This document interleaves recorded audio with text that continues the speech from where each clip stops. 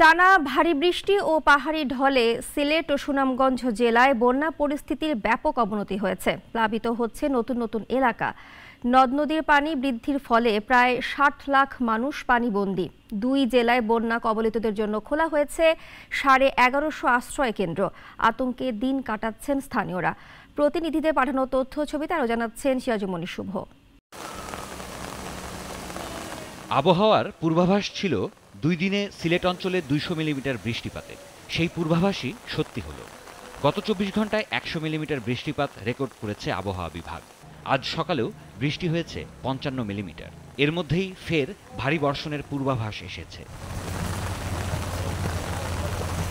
সাথে যোগ হওয়া উজানের পাহাড়ি ঢলে বাড়ছে নদ নদীর পানি। সিলেটের ৩টি নদীর পানি ৬ পয়েন্টে বিপদসীমার উপর দিয়ে প্রবাহিত হচ্ছে। প্রতিনিয়ত প্লাবিত হচ্ছে নতুন নতুন এলাকা। গড়ের মধ্যে আছি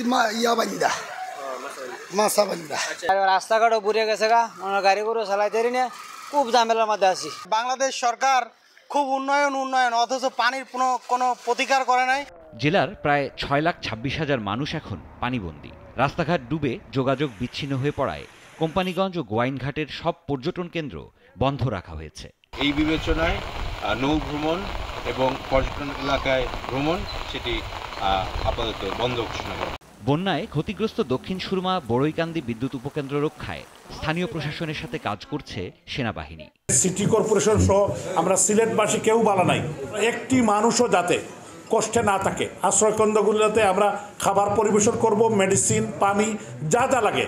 সুনামগঞ্জে সুরমাসহ অন্যান্য নদ নদীর পানি বৃদ্ধির ফলে ছাতক, দোয়ারবাজার, শান্তিগঞ্জ, মধ্যনগর, বিশ্বম্ভরপুর, তাহিরপুর ও জগন্নাথপুরে বন্যা পরিস্থিতি অবনতি হয়েছে। পানিবন্দী প্রায় ২০ লাখ মানুষ।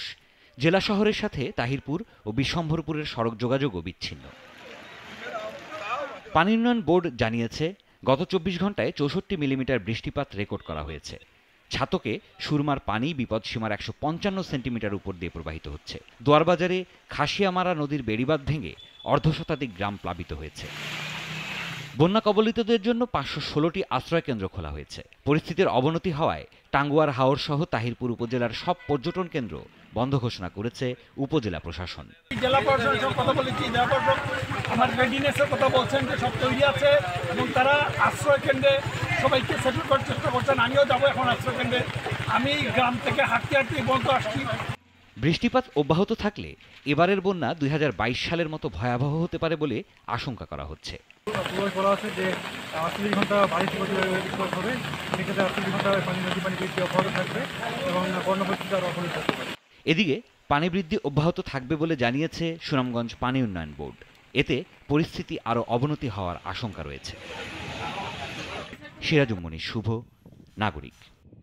ওয়ালটন এয়ার কন্ডিশনার এক্সচেঞ্জ অফারে স্প্লিট এসিতে ২৩,০০০ টাকা পর্যন্ত নিশ্চিত ছাড়।